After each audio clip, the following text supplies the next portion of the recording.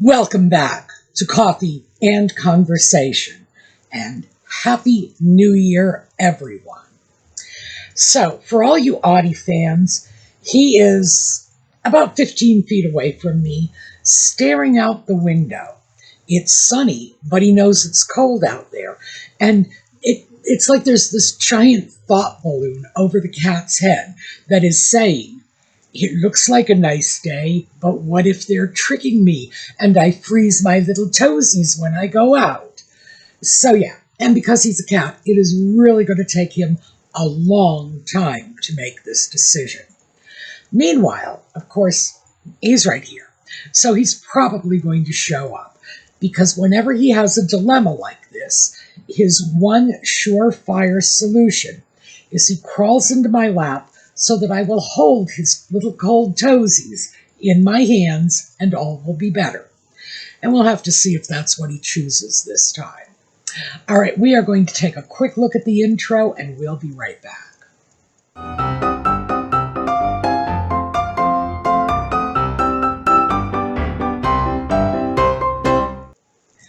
So, given the time of year, I thought we would talk about New Year's resolutions.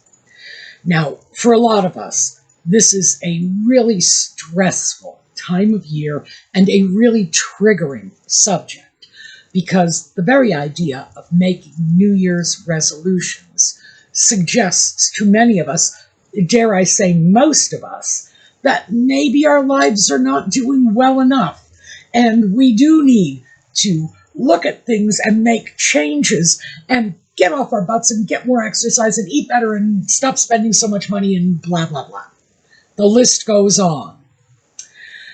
But over the years, I've known a great many people who made New Year's resolution lists. They took this very seriously. They would sit down, write it all out longhand, and make long, elaborate lists and never act on anything.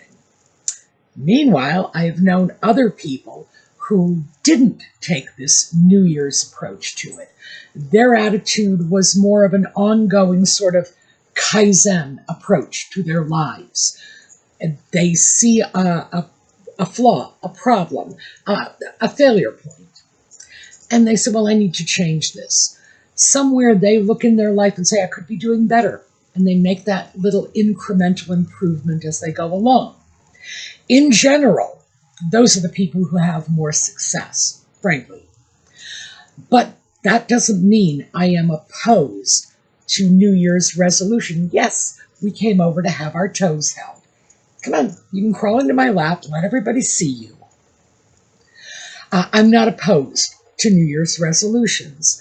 I think we all benefit significantly from a periodic review of our lives, our situation, our behaviors, our activities.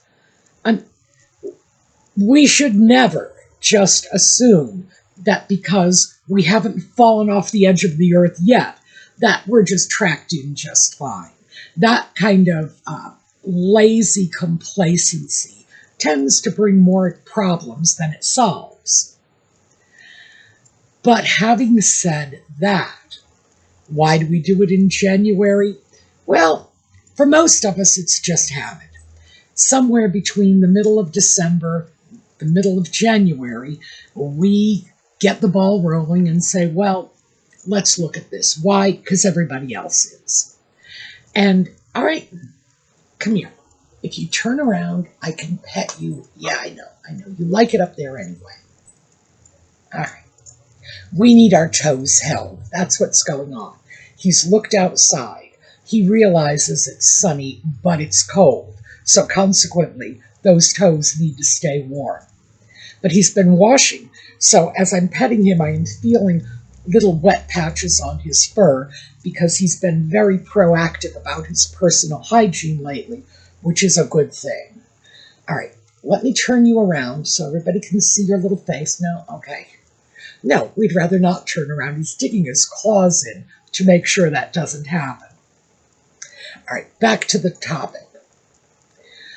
I do make New Year's resolutions. I don't generally do it the way most people do it, which I think is why I have more success. Because I've taken a page from the book of my friends who just gradually tweak things throughout the year. So when I make a New Year's resolution, and I generally don't make too many would make me feel overwhelmed. And I'm also concerned about setting myself up for failure, because I don't want to make a whole bunch of New Year's resolutions and then look at that list in 2 months saying, well, you haven't done anything, you're a failure. So yeah, not psychologically healthy. When I make New Year's resolutions, I tend to make small, manageable, totally achievable resolutions.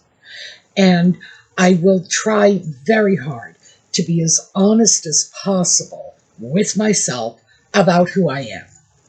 So I was looking in preparation for the New Year's resolution list at how much I should be eating in terms of fruits and vegetables. Now, for a healthy diet, you should have between 1.5 and 2 servings of fruit a day, and between 2 to 3 servings of vegetables. So basically, you're looking at 5 servings of fruits and vegetables, fruits/vegetables. But you do want to make sure you get some fruit in there as well as just the veggies. So I thought about that. And I said, well, I guess my New Year's resolution should be to eat 5 servings of fruits and or veggies every day. And then I had a good laugh, because I knew that was not going to happen. So that is not going to be my resolution, because if I make a resolution knowing full well that there might be days when I can manage to eat that much fruit or vegetables, most days I will be falling short. And at the end of a few weeks, I'm going to feel like an abject failure. So I need something more realistic and more manageable. And I have decided that my resolution for 2026 is to make an honest effort to have 3 servings of either fruit or vegetables. And I think that's something I can probably manage most of the time. I think on the average day, I will probably be able to get in at least 2 servings, but am I going to do it every day? Oh, probably not. My eating habits are too erratic for that, and I just don't think I'm going to do it. So I need to target something that will push me to expend a little bit of effort, but not something that's going to require the kind of effort that turns my life upside down, that I know I am going to fail at, and that at the end of, well, it won't be the end of 2026. It'll probably be around the end of March when I realize it's been a failure, that I'm going to feel bad about myself. I'm going to look at myself and say, oh, look at this, you didn't even come close. Well, yeah.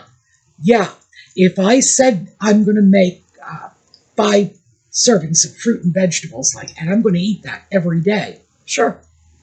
By the end of March, I would have bombed completely. So I need something smaller, and I can't frame it in that either or. Either you do it and you're a success, or you don't do it and you're a failure. I have to build myself in a little bit of a fudge factor. I have to say, I'm going to try.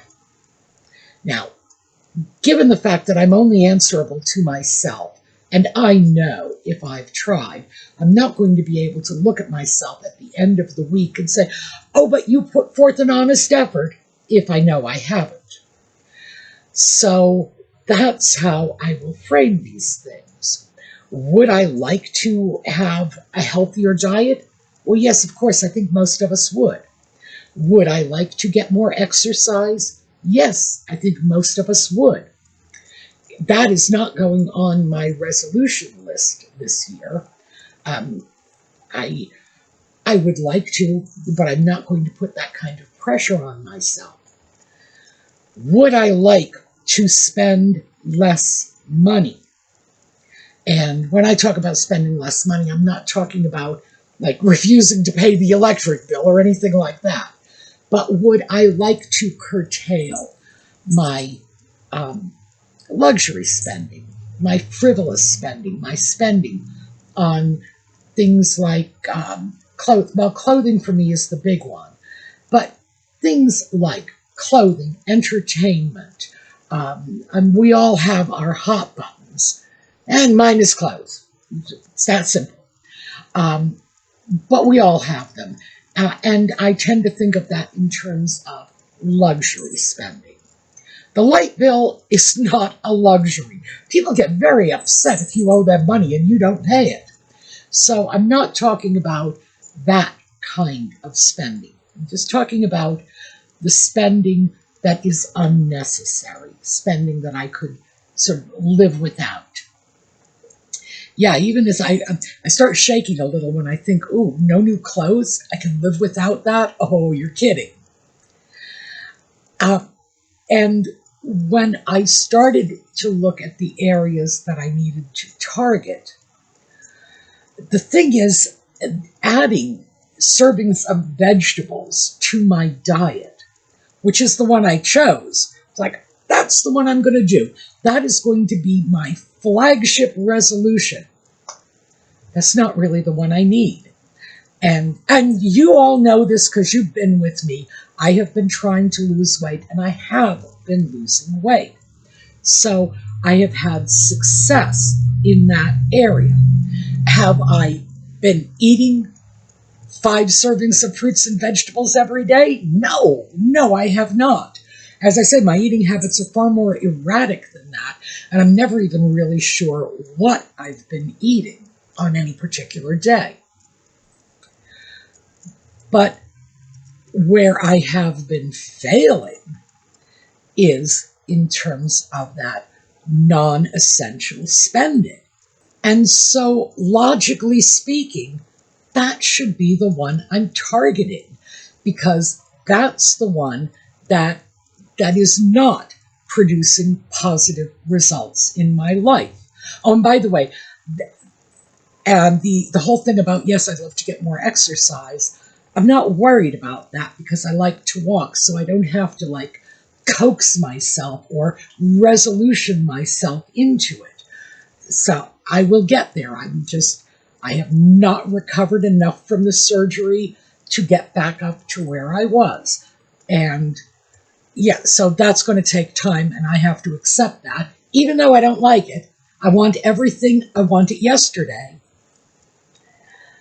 But I found it very interesting that I chose one of the things I didn't really need to do, and didn't choose one of the things I really do need to do. And that kind of tells me that I'm playing mental games with myself, that when I'm looking at this, I'm not looking at this objectively. I'm not saying, well, New Year comes around and you should really look at doing a few things that would be very beneficial for you. Eating fruits and vegetables will be beneficial, don't get me wrong, but that is not an area where I feel like I'm falling by the wayside anywhere near as much as out-of-control shopping is. But apparently I don't want to touch the out-of-control shopping. And once I realized that, I started taking a look at how much I had spent in 2025 on clothing.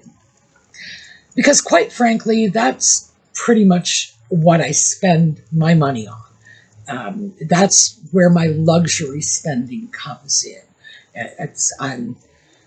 I don't have like one of those active social lives.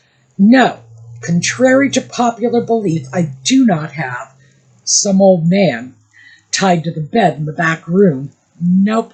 I have very little social life, me and my cat. So the clothing is where the spending goes. I took a look at how much I had spent in 2025.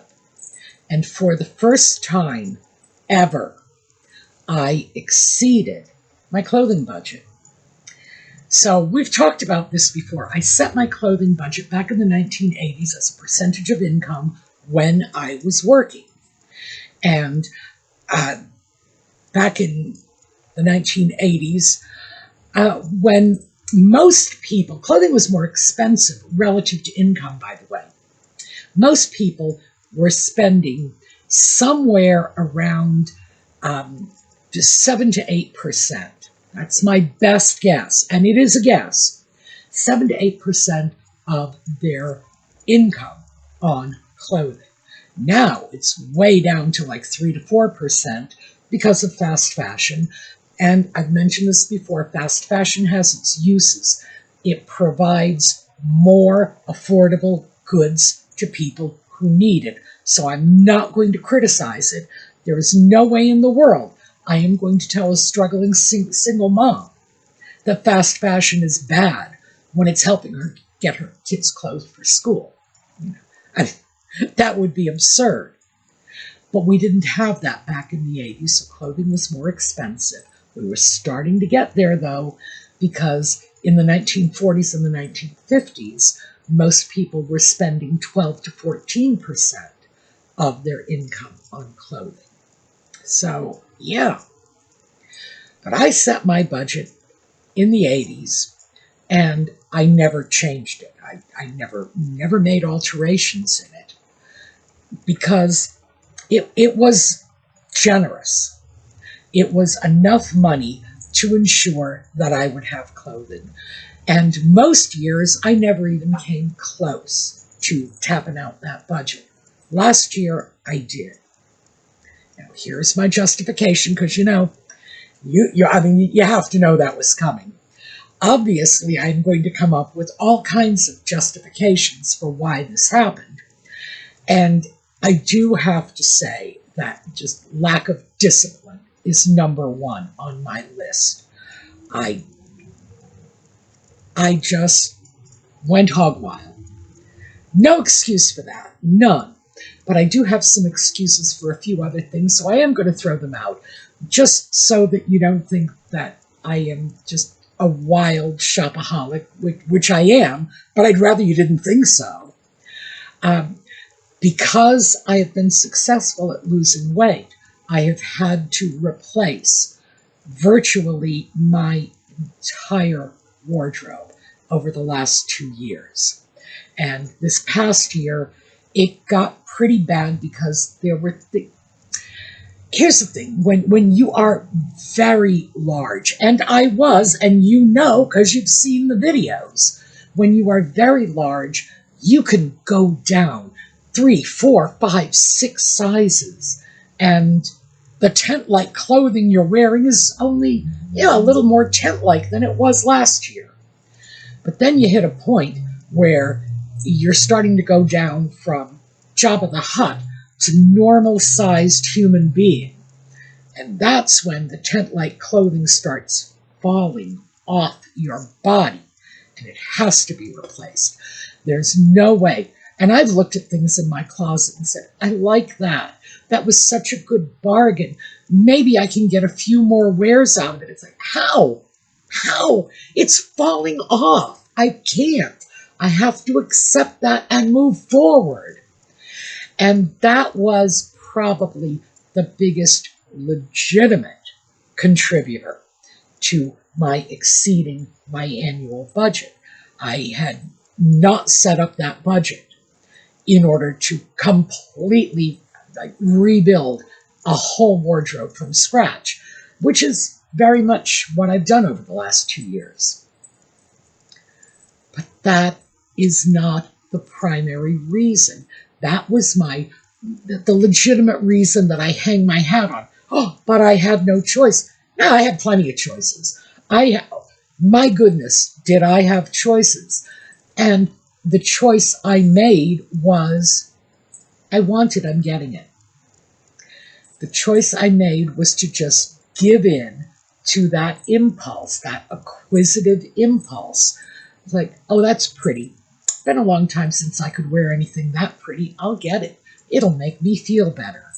Well, when I had to confront the fact that I had spent beyond what I would already have to say was a very generous clothing allowance, now I'm looking at this saying, well, no matter how good I thought I felt when I bought that item, yeah, I'm not sure it was worth how bad I feel now when I look at this and say, I blew through my clothing budget.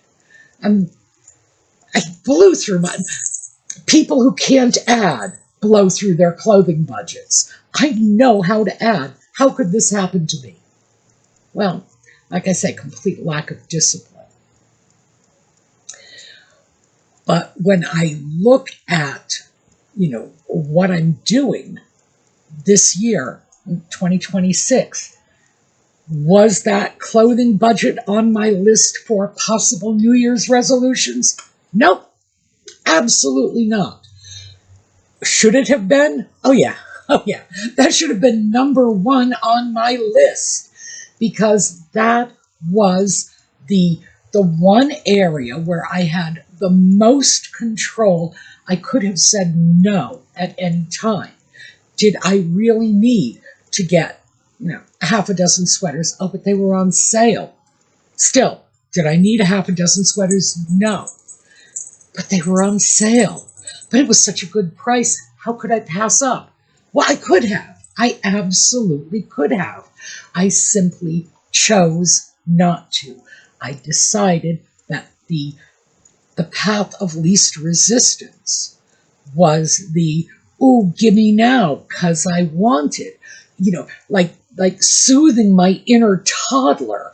And I don't know about your inner toddler, but my inner toddler is in desperate need of a timeout right about now.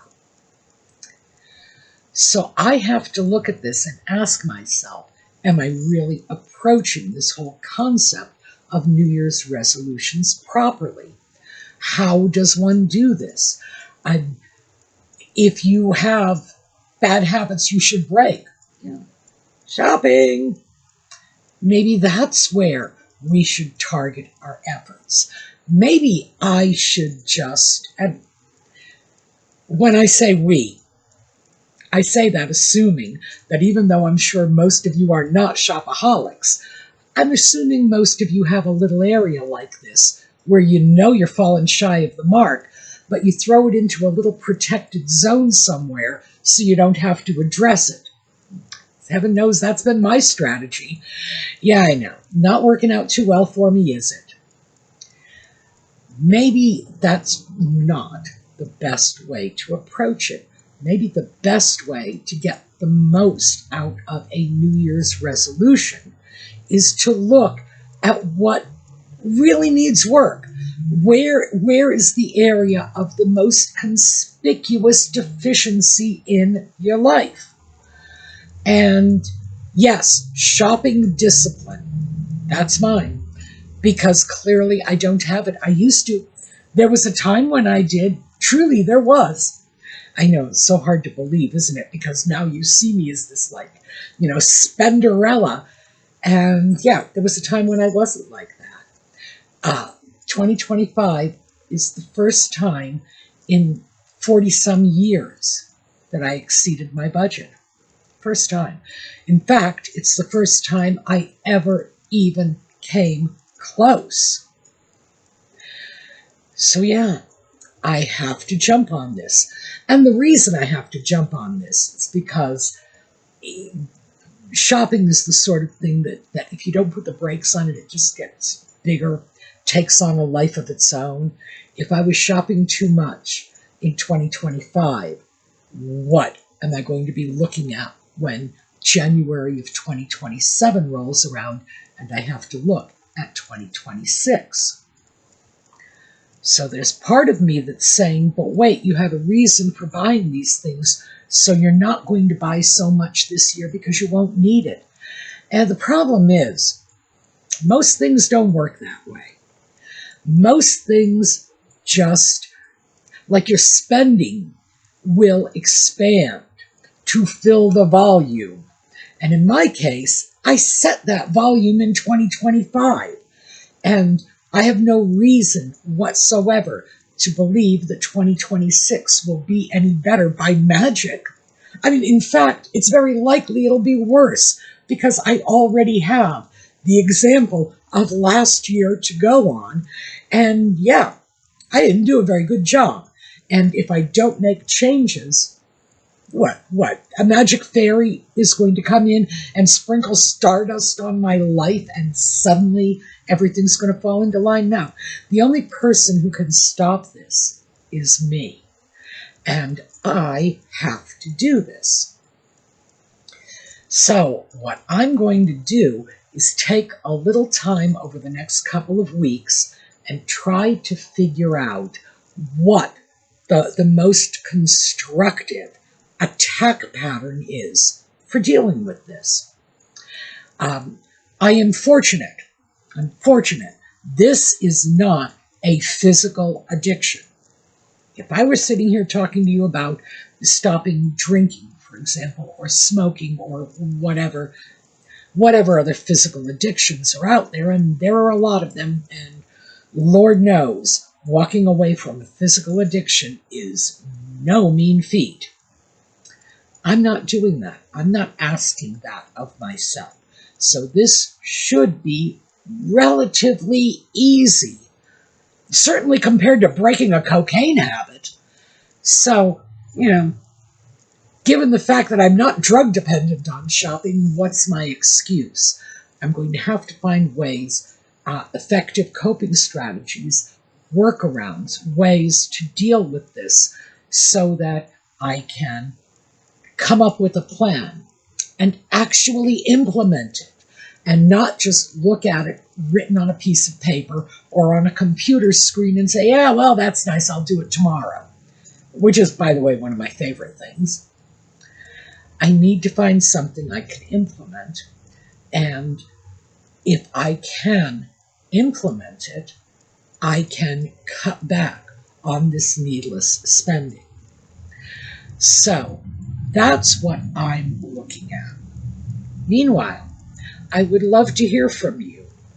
Do you make New Year's resolutions? If you do, what are your resolutions? If you have tips and tricks for how to curtail your spending or any other indulgence, because spending it's very much like most other overindulgences. At least it is for me with all the rest of my petty overindulgences.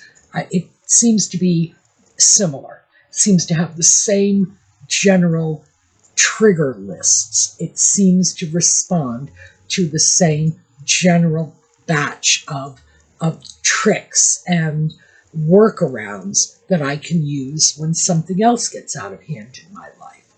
So if you have tricks, if you have ways to curb your indulgences, if you have something different on your list and you want us to look at that, by all means share, because we are going to be continuing with this topic tomorrow.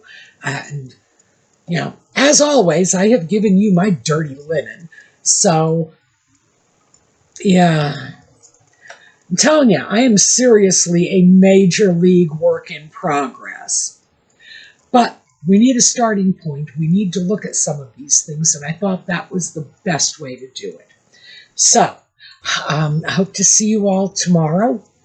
I hope to hear from you in the comments, because, we're all in this together. This is a community adventure, and we have made it through another year together. We're entitled to a pat on the back, and we are entitled to the resources this community has in terms of encouragement and support when we are embarking on something that might not be so easy. For me, not spending. For some of you, it is going to be things like maybe getting a little more exercise, maybe getting out a little more, maybe improving your social networks, whatever. Let's hear about it. in the comments. So remember, the community support is available to you. All right. We are going to look forward to seeing you next time. We'll take a look at a slideshow on the way out. And in the meanwhile, have a terrific day.